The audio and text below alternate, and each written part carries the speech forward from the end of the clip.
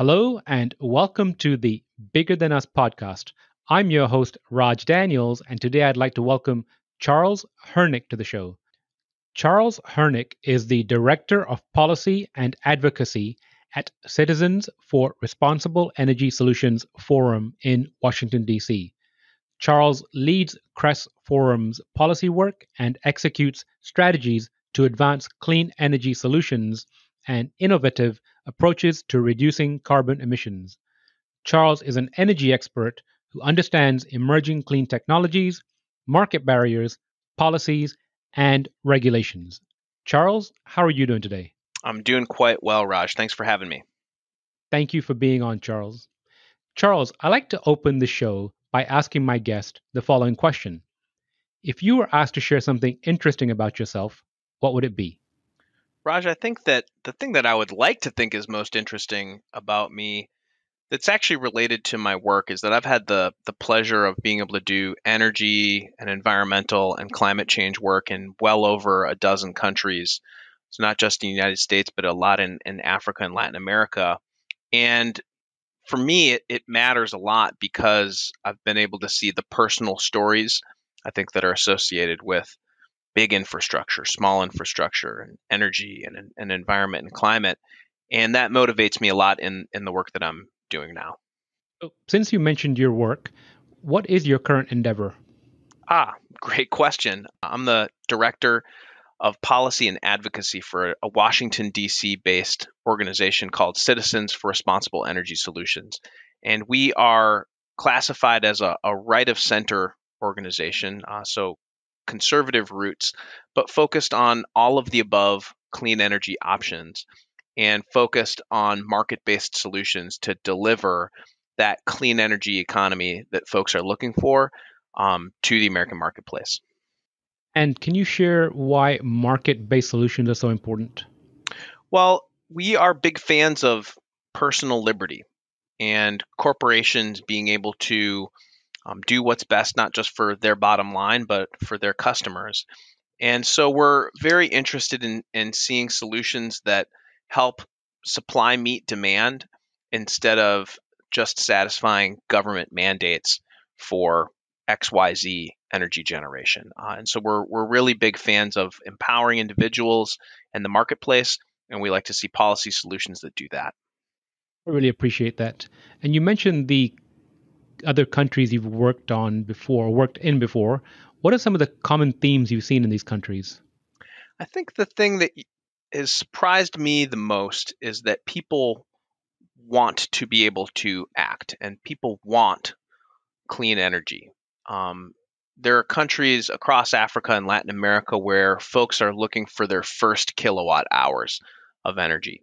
And given the choice, it's not just about price and quantity, but people also care about the other attributes of energy now more than ever in terms of being able to get energy that is not harmful for their local water quality or is not harmful for their air standards that they want to be able to enjoy, and also is beneficial or at least not harmful from a climate change standpoint. And so I think that what I've seen that is common across the world really is that people are looking at that third dimension. So economists think about price and quantity, but that third dimension being quality is more on the table than ever before. That's really interesting.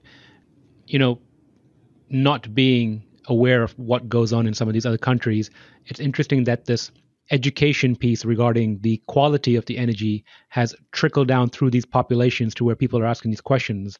What are some of the countries you worked in? I've done work in countries in Latin America, ranging from Peru up to Colombia into Honduras, and then in Africa, both East and West Africa. So in East Africa, some work in Tanzania and Ethiopia, and then over to Senegal and Mali, and then down in South Africa. I've had the chance to look at energy projects, whether they be small scale rooftop solar or micro hydro projects or even mega projects where folks are looking at installing large scale hydroelectric facilities to power larger cities. the trade-offs that exist there really are common, across countries. And so there's a lot that we can learn from each other as we push to develop that next generation of clean energy. And for me too, as an American and a patriot, I'm really interested in how the United States can offer leadership, not just from a policy standpoint, but from a technological standpoint, and how it can be American goods and services that are sold with a low environmental footprint, or are those clean energy technologies that will help the world solve the climate change problem. You mentioned trade-offs. What kind of trade-offs are you talking about? The trade-offs that you see on a lot of these projects, it all gets down to land use, and that folks have a certain way that they've used the land in the past.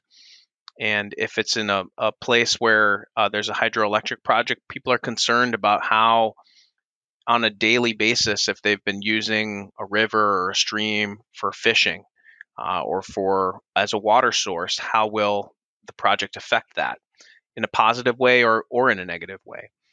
For solar facilities, for solar power, there's always a concern on what else could the land be used for. And if it's on top of a roof, usually it's pretty benign. But even here in the United States, I live in Maryland, and there are communities that are interested in doing more solar, but their land resources are limited too. And there have been some very controversial projects where folks are cutting down trees to put up solar panels, and that rubs a lot of people, the wrong way. So you're really talking about, when you talk about some of the newest clean energy sources and renewable energy in particular, you're talking about distributed energy that ends up in people's backyards. And so the question for me is, how can we get away from a problem where people don't want to change their behavior, and they don't want to change the way they've used their land in the past, but really figure out how we can get more clean energy in my backyard, and to ask that question so that people are opening up their neighborhoods and community spaces to help develop clean energy in a very tangible way. It's very interesting. Staying with the theme of trade-offs, along the similar lines, one of the questions I really like to explore on the show is the why behind what you're doing. So there's obviously an opportunity cost. You could be doing, many other things in your career. Why? What drove you to do this and stay with this? Sure. For 10 years before kind of switching gears, was an energy and environment consultant for a private sector company, but we had big clients, and the biggest of which was the US federal government. And I worked a lot on US government projects, both for US Environmental Protection Agency and with US Agency for International Development. So that's part of what brought me around the world, but also really brought me to a lot of states across the US where folks are looking at how to make water systems more energy efficient, and how they can develop sources of power, even in the water sector. And over a period of 10 years, and seeing those issues, I really, the climate change issue really did come to the forefront for me, where it was poor farmers in Honduras and in Ethiopia that were telling me about climate change and climate impacts. And they were telling me the story of how things are different than they were before. And they didn't always use climate change or in the way that we do, but what they were describing was just that, and that there was a new normal, and they were adjusting to it. And in some cases, folks were concerned. And it was the same concern that a lot of my friends here in the United States would share to me, reading the latest IPCC reports, or what the U.S. Global Change Program has put out on an annual basis. And there's a lot of there's obvious reasons for concern. And I figured, well, I should try to see what I can do to help change the discussion. And that's when I actually ran for Congress. And this was in 2016. Ran for Congress in Northern Virginia as a Republican against a Democrat whose top tier issue was climate change. And my point for running was not to debate the science on climate, because I think that's pretty well settled, but to really focus on the solutions.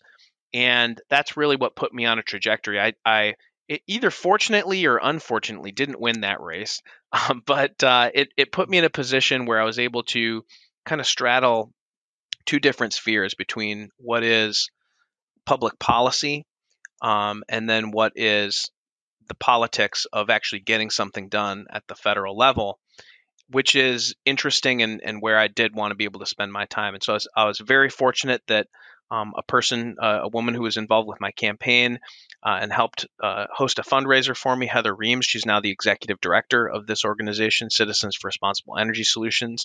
But she pulled me aside and we had lunch, and it was a great conversation where she, was looking for someone who had some additional policy depth and could help put forward more ideas and put more solutions on the table so that Republicans and conservatives could be offering more in the conversation and not just be the party of no, but be a party that was offering robust solutions and working in a way that was consistent with conservative philosophy and values.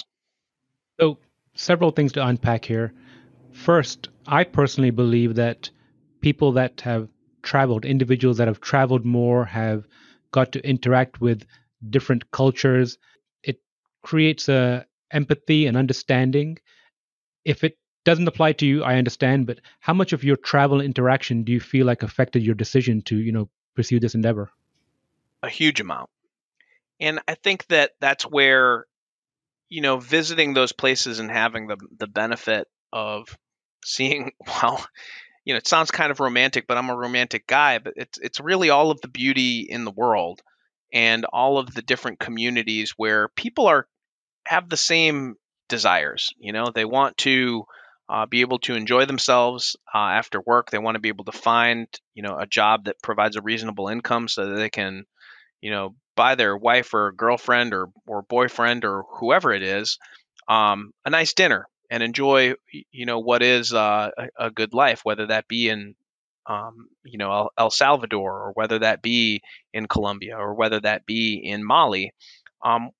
People, we're all cut from the same cloth, and you see that in different parts of the world, and then you see that we're all coming up on a common issue, and it's motivating to be able to think about how someone like me can use the resources and tools that I have, the things that I'm good at, which are policy analysis and speaking to people at that personal level and trying to help them understand how the facts have changed. What are the types of policies that would be effective? What's been effective in the past? And so that's a big part of what I do in my day-to-day job. Just before recording this conversation with you, I was up on Capitol Hill meeting with briefing a number of Capitol Hill staffers, Republicans, Democrats on the House side to talk about what has changed in clean energy America over the past decade. And that's a great conversation to be able to have. And I'm glad that I can help carry the flag for the technologies and the policy solutions that have been working. So, can you share some of the things that you have seen change in the last 10 years? Sure. I think that what's really impressive is how renewable power has come online in the United States. Renewable energy now makes up 18% of U.S. power generation. That's up from just 10% in 2010. So that's an almost doubling of it. At the same time, so you're seeing that ramp up in renewable power, costs have dropped dramatically. And it is now cheaper, even without subsidies, to build wind and solar and sometimes natural gas. But a lot can be done with wind and solar. And on a price basis, those two technologies will almost always outcompete any other type of technology.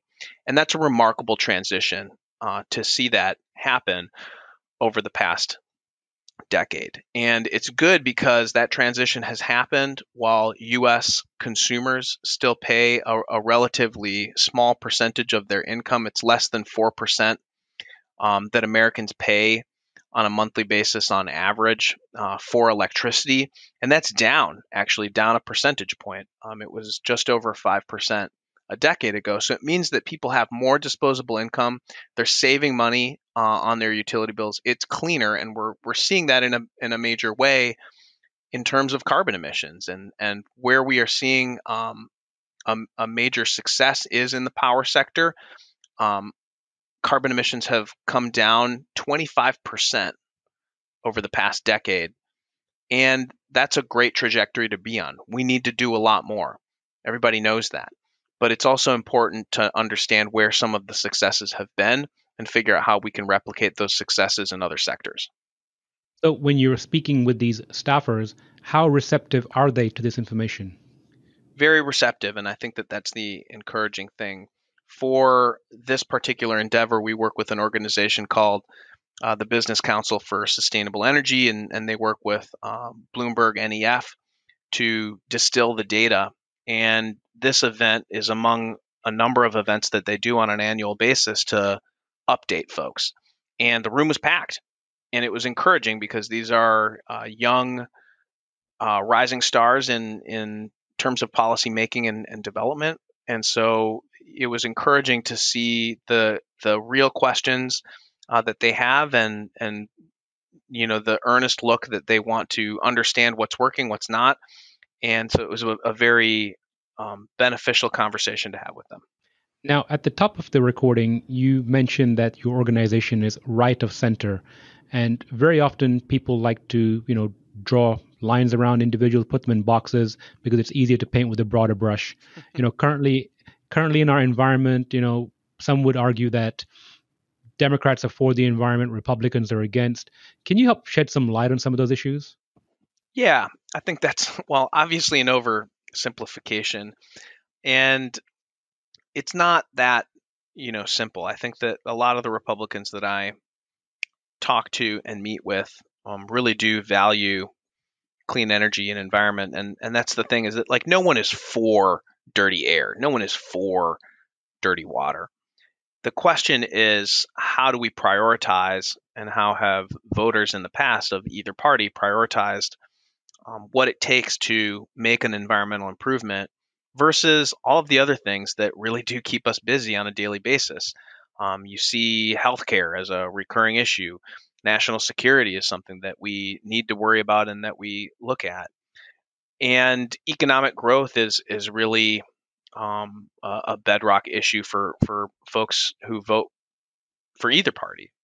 And so what I've seen is really that it's not that Republicans didn't care about environment. I'm sitting in my office and I've got a giant picture of Teddy Roosevelt, a Republican, who helped establish the conservation movement in the United States and helped establish what ultimately became our national park system. And you look at Republican presidents in the past, Richard Nixon, who's famous for a lot of things, but should be famous also for establishing the Environmental Protection Agency, and under his watch signing the Clean Air and Clean Water Acts. And those are non-trivial pieces of legislation that have put the United States at the forefront globally of prioritizing the environment. And so what you're seeing recently, though, is a change and a groundswell, I would say, where Republicans are finding their not just conservative roots, but their conservation roots and their environmental focus and lens. And that's been a lot easier to talk about. Climate change is more at the forefront of the national discussion. It's more of a household, around the dinner table issue than it ever used to be. And it's one where young people in particular, and young Republicans, it's a top tier issue. It's a generational issue. And this is one where the youngest Americans around today will see the consequences of climate change in their lifetime. And for them, it's a make it or break it issue. And so it's one where the party, and you see elected officials being more and more responsive to those demands of not just the younger Republicans in their party, but of Americans writ large who are interested in seeing good environmental stewardship. And I think that that's where Republicans have stepped back into the fold. You mentioned a word earlier. You said prioritize, and I so agree with that. I think in the past you mentioned healthcare.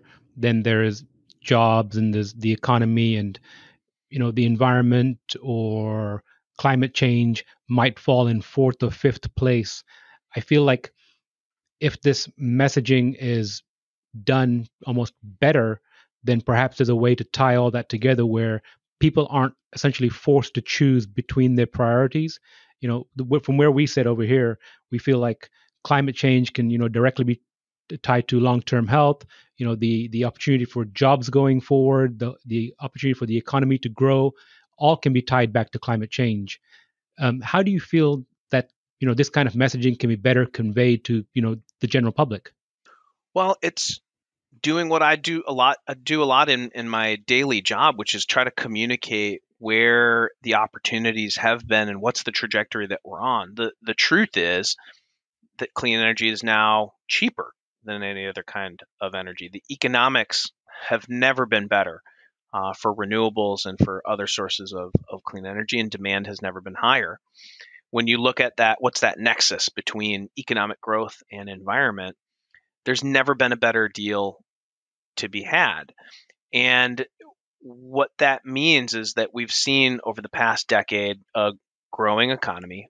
We've seen energy efficiency increase over that time. We've seen emissions go down a little. They need to go down a lot more.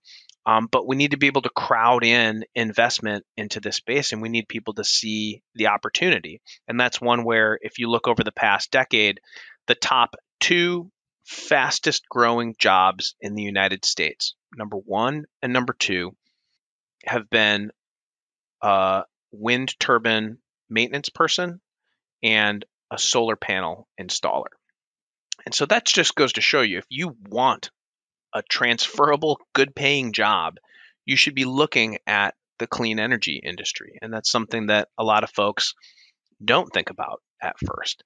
And so it's talking about those economic opportunities for, working class people that are looking for, economic opportunity, for investors that are looking for a good return on investment. Just a couple of weeks ago, Larry Fink, the CEO of BlackRock, the biggest investment firm in the world, announced that they are looking at climate change as a factor in their decision making as it relates to all of their global investments. And that's a big deal when you talk about all of that money and all of that economic opportunity that is right there to do something good for the environment. It's very encouraging.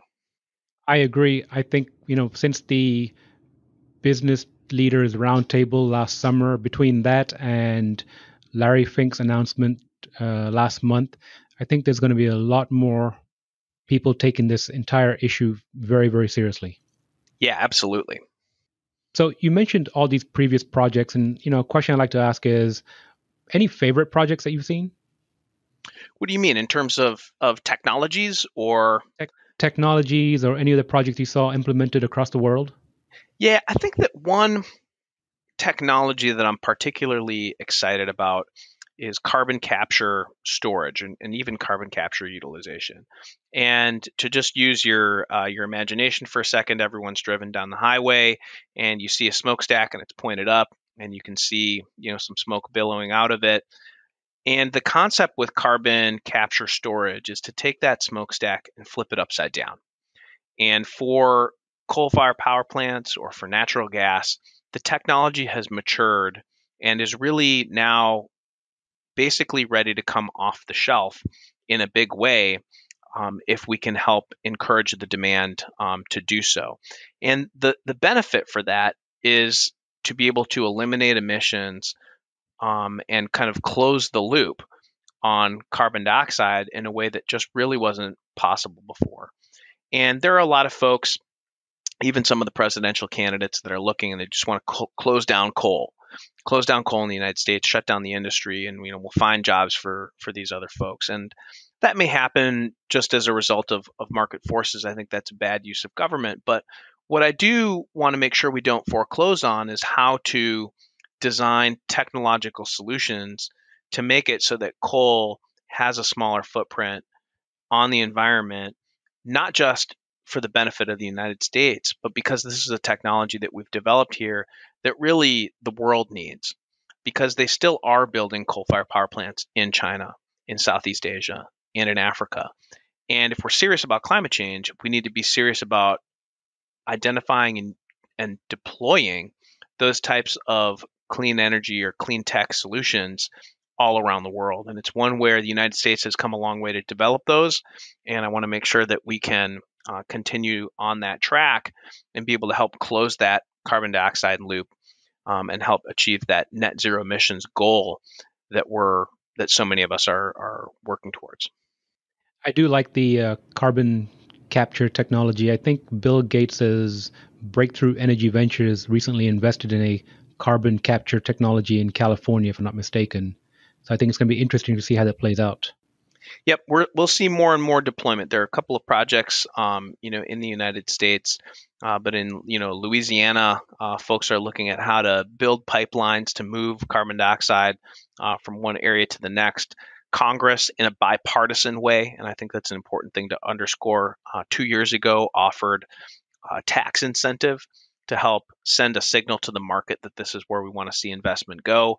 Just yesterday, U.S. Department of Treasury released their guidance so that folks can help take advantage of that tax credit and actually be able to utilize it. So things are moving in the right direction, and I'm excited for what the next few years hold. I appreciate your insight. So, Charles, a question I like to end the show with is if you could share some advice or words of wisdom with the audience, what would it be?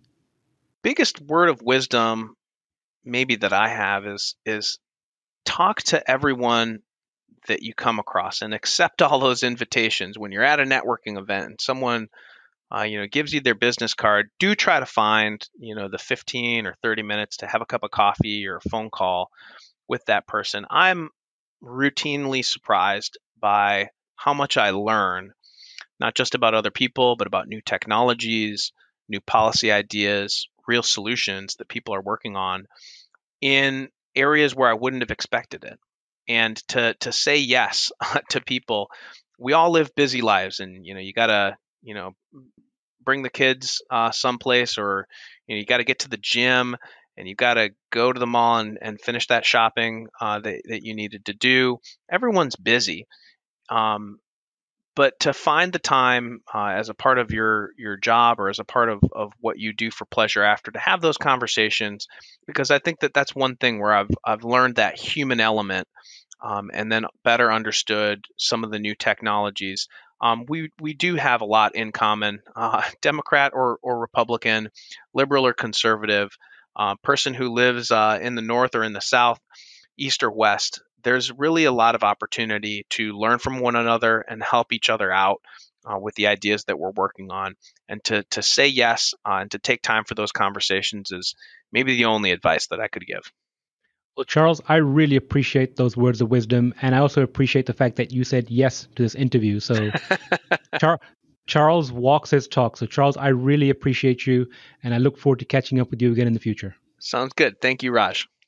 Thank you.